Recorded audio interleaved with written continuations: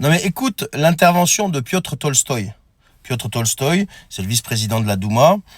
Écoute ce qu'il a dit à propos de l'Europe et à propos d'une hypothétique éventuelle guerre et surtout à propos de Trump. Écoute.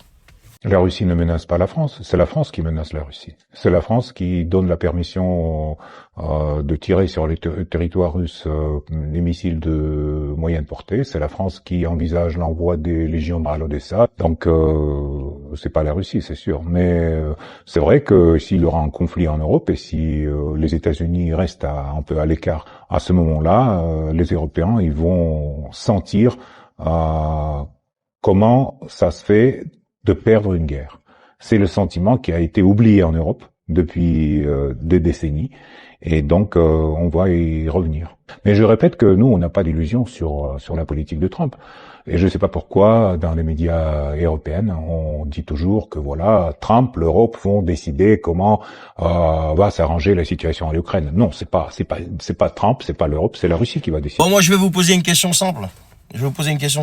Est-ce que ce monsieur a raison ou pas dans ce qu'il dit dans ses propos? Sortez de l'esprit partisan.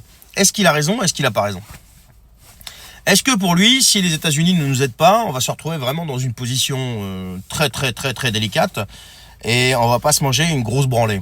1. 2. Qui menace qui? Vous prenez la Russie et vous regardez les cartes des bases de l'OTAN autour. Qui menace qui, en fait? Enfin, je sais pas, c'est des questions simples. Après, je veux dire, il y a eu des accords Minsk 1, Minsk 2. Il y a eu aussi une proposition qui a été faite à l'OTAN de la part de Poutine.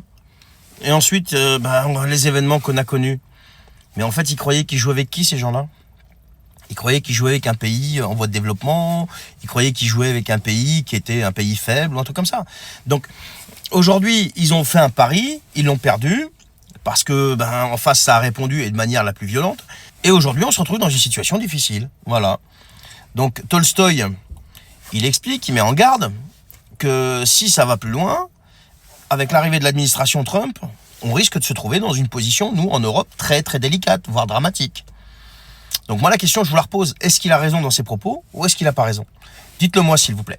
Allez, bonne journée.